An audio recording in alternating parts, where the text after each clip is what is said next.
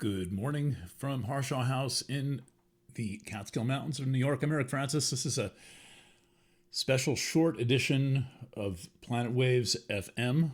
I'm not sure I'm going to do a program tonight. I'm still undecided. I've got a few things ahead that are taking priority over it. But I did want to check in and say hello and just let you know I'm thinking of you, and I will see how I'm feeling after I complete these two tasks associated with the annual edition of Planet Waves FM. That's Inner Light, Inner Peace.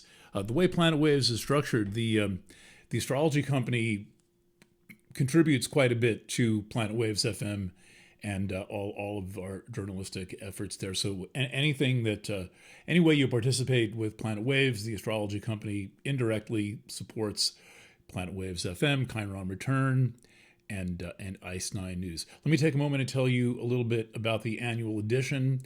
In that spirit, I know this particular list has many people who are not longtime astrology fans. Not this is the newest list with the newest people, also from many far-flung corners of the internet.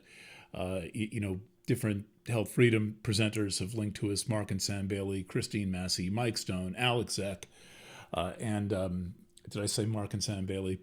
And so a lot of you may not be familiar with my astrology work, and I think it's possible that many of you don't have any interest whatsoever in astrology. But astrology, as I see it, is one of the important spiritual pieces. I do not take a esoteric view of astrology, a kind of like this is some highly specialized branch of quantum physics. I did enjoy Sayer G's article on how astrology works, but it sounded a little like he was explaining how astrology works, having never worked astrology. It was almost like he was talking about his concept of how astrology would work if he did work it. So I put a reply on that, and I think I have sent this out, and I'll link to that article again. Fascinating, and it's looking at the intersection of quantum physics and all that. That's not what I'm doing with astrology. I'm doing something much more pragmatic and down to earth. Two things really. One is that my intent as an astrologer, well, maybe three, is to provide a reassuring presence, to provide a form of encouragement. Somewhat like I do with Planet Waves FM, only much more specific to people's immediate state and their trajectory, where we are heading in these very, very confused times. And so we don't have a lot of encouragement. We don't have a lot of support. There are not a lot of people who feel like there's really anyone in their corner. That part of the Hunger Games scenario is the world has become incredibly competitive. I am not a competitive person. I am a natural-born teacher. I am a natural-born therapist, very well trained as a therapist. So I don't do therapy. I work through astrology and journalism. And so one of my roles, I think the most important one, is to provide a reassuring presence to you, and to be something of the person who is there encouraging you when you have your doubts, because sometimes all it takes is a little encouragement to get you motivated, and sometimes all it takes is a little discouragement to kind of shut you down. We're in a fragile state right now, and I think that it is the competitive people who have an edge right now, but it's not necessarily the competitive people who have the right idea about what the world needs. We needs right now, and we do not need competition. We need cooperation. That's one of the things that I encourage quite a bit in my readings. The second thing is, let's see if I can remember this. So the second thing is that I'm here to describe the conditions of your environment. Like, it's almost like living in a neighborhood and not having a map to the neighborhood and not knowing how to get anywhere. And there's a lot of things that we cannot see in our environment. I mean, the environment is by definition invisible. That which is invisible is the background environment. So using astrology, using charts like somewhat like the one I'm about to show you when we get to the DC shooting, I give you a map of your environment, so that it's kind of like I'm able, using astrology, to look at the maze from above the maze, whereas you're in the maze. I can go above the maze and look down and tell you, okay, here's what's going on. So that is, I think, very helpful. Third thing, much of what I'm doing in my readings is a personal resources inventory. I have put a lot into that. I have been writing for 6 weeks the sections of the 12 readings that are the personal resources inventory. I finished that on Wednesday. I took Thursday off from writing. I slept a lot. I ate dinner and so forth. And now I'm back at it. So the personal resources inventory. What are you working with? What assets do you have that you don't know about? So I look at your astrology, and then what I do is I spot resources, assets, skills, talents, things you might not be aware of. Far, far better than astrology is at predicting things.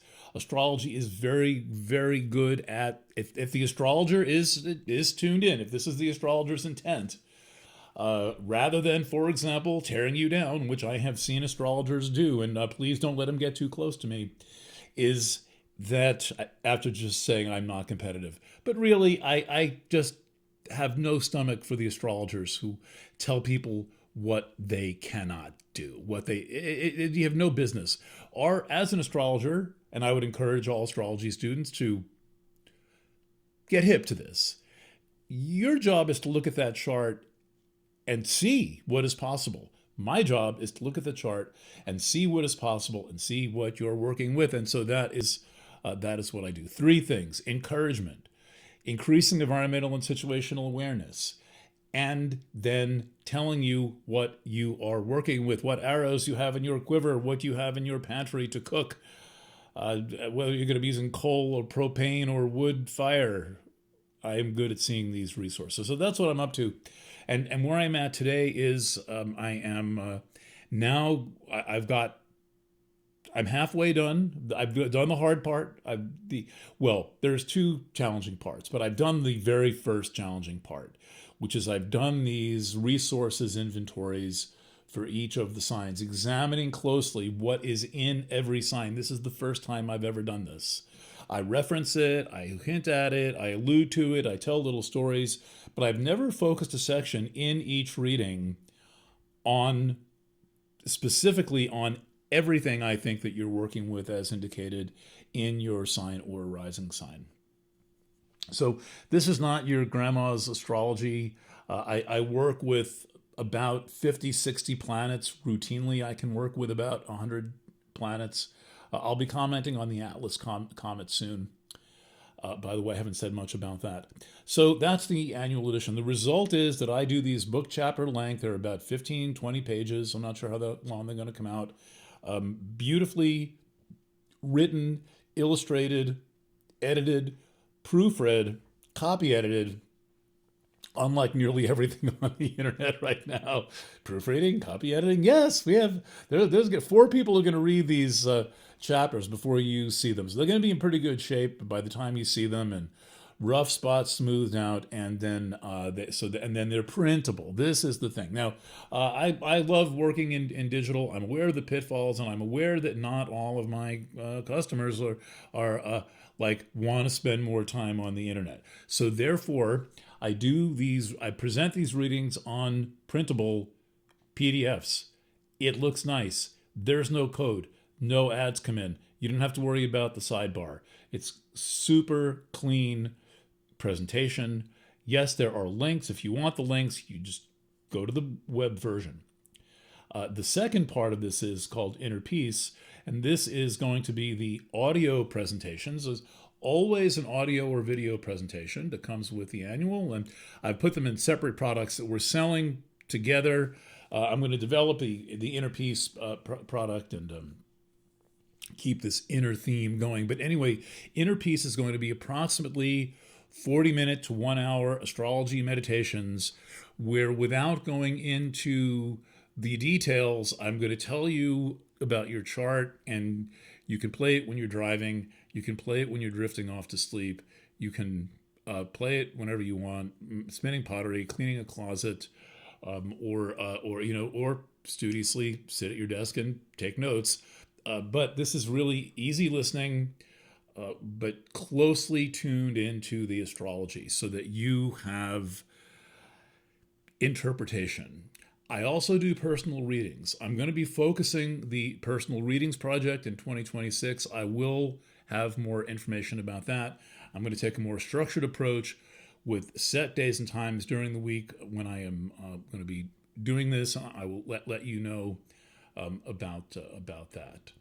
So normally I can't take very many clients. Normally in the course of a year, maybe I've worked with maybe 12 clients this year. I'm going to increase that number substantially in 2026 without sacrificing quality. Now, speaking of quality, all of this work takes a long time and much thought and much help to prepare. And I always emphasize quality over speed and amount. And the thing with astrology readings, even something so casual as a written horoscope, like my friend Sally in the New York Post, who's the best daily horoscope writer, hands down, no competition. NewYorkPost.com. I don't know if you'll like her. I don't miss a day. In fact, it's some of the only astrology that I read, except for the books on my shelf over there. One misplaced statement can really be deflating. Astrology has probably more authority than it should have based on its track record, and so we astrologers have to use that authority quite carefully and make sure that we are not, using this sort of telephone to heaven that we allegedly have to in any way discourage you, but rather to tell you your strengths, to caution you about things in the environment that you should be aware of. So anyway, that's my rant on the annual edition. Ice 9 News. Now, this is back to the work of Chiron Return, the news nonprofit that is associated with Pacifica Radio, of which I'm accredited. I'm not paid by Pacifica. We pay them so that I can have that accreditation, which is valuable. And let's say that I am politically, I'm a very unusual person in the Pacifica network, but I am also very close to the core original values of the founders of the Pacifica Network, and I understand that the root and the reason why it's called the Pacifica Network is because it was founded by pacifists, by conscientious objectors to World War II, who met in jail because they did not want to serve in World War II. And they said, well, when we get out of here, we're going to do something with our lives. And that something became KPFA Berkeley. And then KPFA Berkeley became the Pacifica Network, the world's oldest public radio network. I'm sure from this 1 minute discussion, you can see why I'm proud to be a member of this. And I do not let anyone in any way dictate the terms of my journalism. In fact, I would welcome a more open discussion about political views. And if you happen to be a Pacifica station manager or host a program on Pacifica, please come on to Planet Waves FM. Let's talk. So Ice 9 News is our daily news aggregation project done by Sean Boyle and Elizabeth Shepard, with a few of us helping and me kind of looking over the shoulder. I'm more the publisher of this project, not the editor. Liz is the editor. Sean is the main contributor. And what we're doing is we're tracking daily news that affects people from the standpoint of the technology environment. If you follow the news, or if you've been following the AI story, you will see that this AI story is all mired in millionaires, billionaires, trillionaires, quadrillionaires, bazillionaires, and amounts of money so staggering no one can even think of it. These people are sick. No one needs trillions of dollars unless you fancy yourself the king of the world. And the people building up AI fancy themselves the king of the world. They are vying to be king of the world, and I think that there's something going on with a kind of an immortality plot. I think that behind the scenes, they one of the things that they're doing with their immense wealth is figuring out how to be immortal. I have no evidence of this. I'm just perceptive, and I can somewhat be observant of their state of mind. In any event, these technologies, the entire technology environment, affects us profoundly. And what we're doing at Ice Nine News is we are tracking the ways in which this environment affects people. So the news is more centered on the human side, with some about the environment, which is devastating. I have no doubt that a big part of this is to use up the water, so that water becomes a commodity that will then be sold for $100 a bottle. But in any event, that's going to be the effect of all of this, because they're rapidly consuming all of the fresh water on the planet for various reasons. They cannot use salt water, and only 1% of the water on planet Earth is potable fresh water. 1% is potable fresh water to support more than 8 billion people cooking, cleaning, washing, using the toilet, and all this stuff. And they're burning it. And they're burning billions, and they're burning fuel and reopening nuclear power plants. Our focus at Ice Nine News is the human dimension rather than the technology dimension. The human impact includes the environmental impact. We do this every night. To navigate there, I'm going to put a link in to this mailing. If you're watching this on Substack, if not, I'll put a link in on YouTube. I lost my train of thought there. Oh, okay, right. To navigate there, nice and easy. I better get some tarot cards out.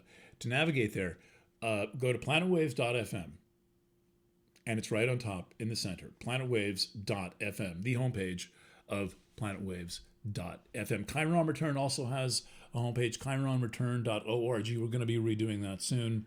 Planet Waves FM site is beautiful, and I think this news feed is beautiful in every respect. Thank you, Liz. Thank you, Sean. Thank you, JJ. Thank you, Spencer Stevens. Thank you, Elijah. That is, and at me, take a bow. That's the whole think tank involved in this, along with people who send in stuff. Okay, so I want to comment on two news items today, in case I don't get to do a show tonight. And I may do a super late version. I may do some shifting the format. I may do it only on Substack. There's a series of things that make the show complicated. The music research takes a long time, selecting the songs, preparing the files, etc., etc., etc. So it's not just sit down and do the show. Doing this is much simpler, but it then takes got to do this stuff. That this does not happen by itself. We're going to get to the National Guard ambush. Two stories I want to call to your attention. First, two grievous things happened on Wednesday. One is an apartment complex in Hong Kong caught fire. No one's ever seen an apartment house fire. I certainly have not seen one. I don't know of anything that even reminds me of this. It's like one of those, almost like one of those vast apartment complexes in the ghost cities in China. Have you ever seen these pictures? Just take a look, Google up ghost cities in China, and you look at these creepy kind of primary color-coded, huge housing complexes. That's what this is like. Only I bet it's been there since the 60s or the 70s. The whole thing went up in flames. The whole thing went up. It's killed about 130 people so far. People mostly trapped on the top floors, could not get out. I have been in touch with Richard Gage, who's been a guest several times on the program, Architects and Engineers for 9/11 Truth. We've also interviewed Roland Angle and talked about the different issues involving the controlled demolition of the World Trade Center. And this is especially an issue with Building 7, which many people did not know about. It took me about 10 years to find out about World Trade Center 7. It was kept so quiet that a third World Trade Center building fell down on September 11th, 2001, just after 5 o'clock. And it was said to have fallen down due to office fires. Office fires. Not even very bad. Oh, and some damage from the World Trade Center falling down. Complete and utter bullshit. There were explosions. There was a countdown. It was taken down by controlled demolition. As evidence of that, look at the Hong Kong fires. These are infernos raging through numerous steel and concrete apartment complexes, and they're still standing 48 hours later. They did not fall down. A fire cannot take down a building. And further, if a fire could have taken down a building, and I saw, and I'm going to link to the Brett Weinstein interview. Brett Weinstein, former professor at Evergreen College, only other person I've ever heard ask the same question that I asked. I'm always happy when I come up with something that I think is totally original, and then one other person thought of it. In this case, retired Professor Brett Weinstein, which is if a 47 or something story tall office tower can fall down from fires, small fires, why wasn't the entire construction code revisited? Why wasn't every single building built to those same specifications called into question? Furthermore, it is complete horseshit. I have been in the World Trade Center, the first version. I've not been in Trade Center 7. I didn't know it existed. I have been in 1 and 2 several times, and obviously before they were taken down. When you would go into the parking garage of World Trade Center, of the main World Trade Center, I think the parking garage was under 2, but I don't remember. The entire interior of the garage was caked in asbestos this thick. All of the steel beams were encased in asbestos. That would slow a fire down. World Trade Center 7 was built around the same time, same specifications. I do not think asbestos had been outlawed as a building material at that point. There is no way this thing came down from fire. So I've been discussing that with Richard Gage, and we're both kind of marveling at this. And I am planning to have Richard back on the program to talk about this. I'm asking him what he thinks a win would be. It would probably be something like the federal investigation reopened. I do not see a way to backtrack out of this bizarre position that they are in by making all these absurd claims, like, for example, that there were no explosions heard, no witnesses heard an explosion. Witnesses heard explosions. Witnesses heard the countdown on EMS, on the scanner, basically, for World Trade Center 7. They were told to move to the lobby of Pace College because the building was going to fall down. Larry Silverstein, the landlord, owner, leaseholder of World Trade Center 7, said he admitted openly on PBS, not on Twitter. This was before Twitter. He admitted openly on public broadcasting on a 1-year anniversary show that they pulled, meaning demolished, Building 7 openly. This is really 1,000 pounds of shit in a one pound can. I can't believe it's gone on this long. In any event, Richard Gage is still on it. If you're following Richard Gage and the interaction he's recently had with architects and engineers for 9/11 Truth, I am not taking sides on that issue. I consider Richard to be a trusted source. You must always know the weaknesses and the strengths of your trusted sources. You must always verify to the extent that you can. And that's what I have to say about the Hong Kong fire. Another one last issue that I am exceedingly untrusting of is the ambush of National Guard members in Washington. I have my notes here somewhere. Where on earth did they go? I wrote down their names. You must get the names right. Sarah Beckstrom, age 20, said to have been killed. Andrew Wolf, 24, still in critical condition. 2 The story we're told is that two members of the National Guard that Trump has posted in Washington, D.C. and other cities, presumably responding to some emergency, were ambushed. They were said to have been ambushed by an Afghani national who served in a thing called Unit Zero, which was a CIA trained and sponsored unit of the Afghani military. Then he winds up in the United States with a green card, and then we're told he travels across the country protesting against violence, protesting against the violence that he witnessed in Afghanistan and that he took part in. Him and his unit took part in. That he saw this right up front in, well, who knew? A CIA-trained unit in Afghanistan of Afghanis. Oh, wait a second. That sounds a lot like Osama bin Laden. He starts exactly the same way. And I want to know why these attackers or ambushers or whoever they are, shooters, lone shooters with nobody, no connection to anybody, why they're always known in advance, why there's always a file on them, but nothing was done, and why there's always some involvement with them and the American intelligence community. So he makes this, allegedly, this is the story. I'm inclined to believe that this actually happened, by the way.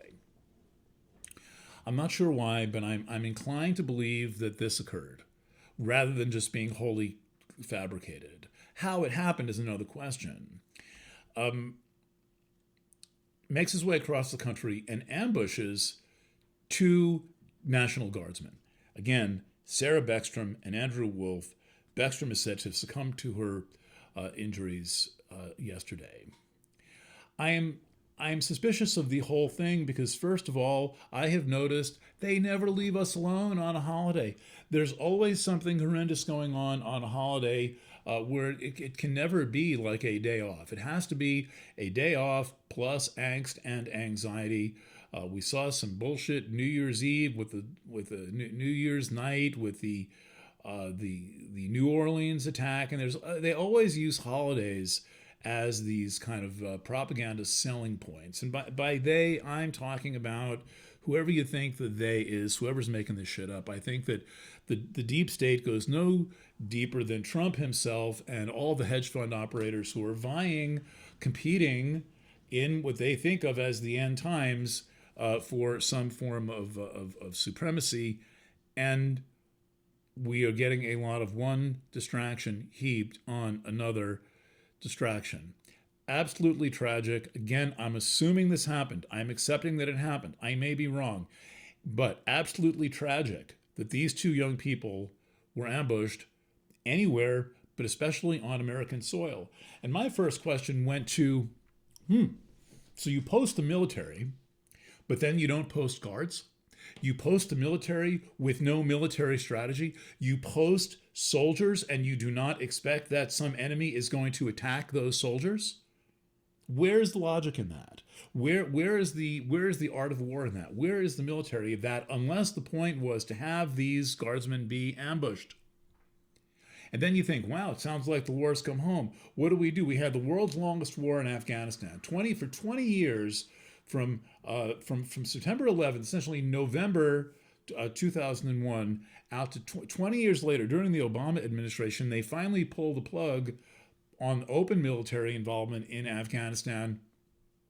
Well, we don't think that's going to have any repercussions, and so there's a lot of stupidity. But this to me sounds like intentional stupidity.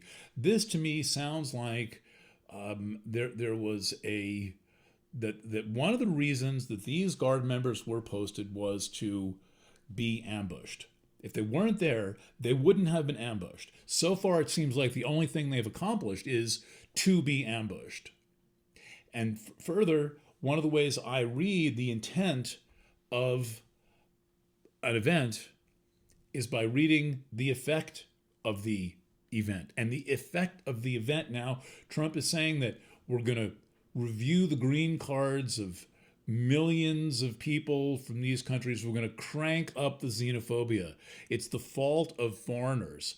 Look, if you don't know your history, the blaming of things on foreigners is one of the oldest ways to let's say spark up tyranny and to get people who are afraid, who are confused, who are maybe, let's just say, not blending well with this incredibly fast infusion of incoming energies that we have, by responding with fear and kind of like misguided action. But to me, this guy was known to the CIA, known to be traumatized. He was, I would imagine, in some level, being tracked and surveilled as a former member of the Afghani military and a former CIA asset. Are you fucking kidding me? Let's take a look at the chart. I've not come to any conclusions about this chart, but I can make a couple of observations. So what we have here, first of all, is that straight away we know that this is a military incident. Military, National Guard is the military. And so when you have a military incident, one of the first things you want to check is the sixth house, because the sixth house is the house of the military. We think of the sixth house as being about service and about nursing and school teachers and all of this stuff. All of those service themes come back to the sixth house being the house of military service. The sixth is not a very well-regarded house in traditional astrology. And further, one thing about the sixth is that the planet that does the best in the sixth is Mars, called the Joys of the Houses. It's kind of a corny name. But that's what it's. That's what it is. And in any event, we'll cut that light out. That we're dealing with military strategy in the sixth, and it's a natural chart. Aries rising, we've got Virgo here. So one of the first things we see is this point trans-Pluto. This is very narrow. The trans-Pluto is known for its narrowness. It is known for its myopia. It is like looking down binoculars the wrong way. That's the feeling of trans-Pluto. Trans-Pluto, not a physical point. It's one of the 9 hypothetical points. I use all 9 of these hypotheticals, including using many asteroids, trans-Neptunian objects, and centaurs. But as you can see, I use them sparingly. Meanwhile, we see this very narrow view. But the second thing is, it's right on the cusp. Virgo is ruled by Mercury. What's the condition of Mercury? Well, Mercury is in the 8th house of dead people. And we now have one dead person, one very mortally wounded person, and we have several points in the 8th house. One of them is Mercury, and Mercury is retrograde in Scorpio, and Mercury happens to rule the 6th because Virgo is on the cusp. This looks like a suicidal military strategy. Mercury in the 8th retrograde, that's kind of suicidal. But who's doing it? Well, it's coming straight from high command. If you're going to post troops in an urban area, you follow full military strategy protocol. You cannot just have troops who don't belong there under posse comitatus, if that's how you pronounce it, that American troops do not police American soil. All American troops know this. They are being used illegally to do that, and there are good reasons why not. They have been put into harm's way. And it is presumable that this will happen again. But the way to solve the problem is not 500 more National Guardsmen. The way to solve the problem is get rid of them, and they can't be shot, and they're not doing anything anyway. It's all just for show. So Mercury, ruler of the 6th, retrograde in the 8th. Meanwhile, before I get into the background astrology, this is the Hunger Games little zone here. Quaoar, Ixion, Cupido, and now Vesta.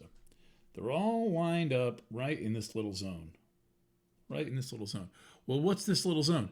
This is the government. Pholus is the leading actor in the Hunger Games scenario. It's the best known, best developed, and I think most influential of all the planets involved. Cupido, very nice. Sure, Ixion, that's Trump. Quaoar, I'm not sure how to pronounce it. I think it's Quaoar. An ancestral influence, tribal influence, but Pholus is the out of control. Pholus means out of control. Small cause, big effect. One thing leads to the next. One little thing. You see this with incidents like Chernobyl. You see with all kinds of incidents where there's a very, very small, minute cause, seemingly small cause, and then a huge effect. Space Shuttle, Challenger, for example. Small cause, big effect, easily prevented. They could have just waited till it was warmer and it wouldn't have happened. But no, small cause, big effect all the time. And this is in the house of the government. This is the government. The government commands the military. Houses 6 and houses 10, very closely related. They're almost always going to be the same element. In this case, the element is Earth. We know about the ruler of the 6th, this botched, suicidal military strategy. Fucking idiots. I have deep past life stuff as military. I do not have the details on that, but it galls me to see this kind of behavior out of military leaders. Get your fucking act together and don't put our service people in harm's way for no reason. One of the big things going on right now is this seemingly innocuous little pattern. And I wonder if I can get this any higher. Can I get this? I've got this thing stacked. I've got no physical material objects to stack it higher on. I guess let's hold this up here. And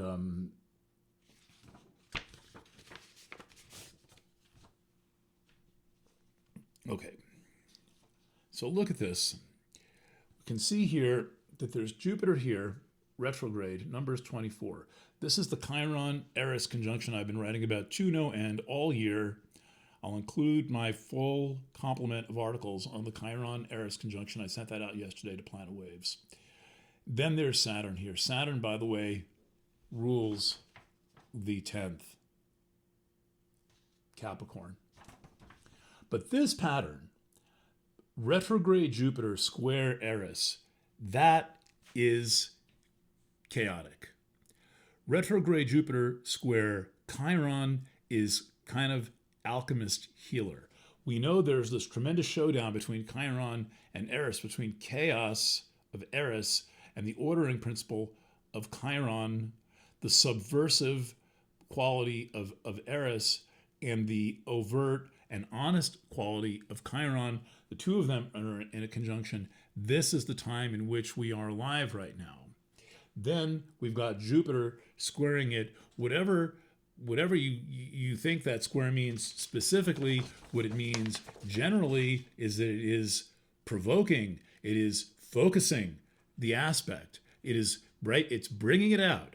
It's creating a figure ground contrast. It is Jupiter magnifies and amplifies everything that it comes in contact with. And then it's all trine Saturn, the government. This is the government basically playing into the chaos of the times in which we're living, and we are the thing being played. Now, I am not saying don't pay attention to this. What I am saying is, if you're going to pay attention to it, remember that you are being played. We are all being played.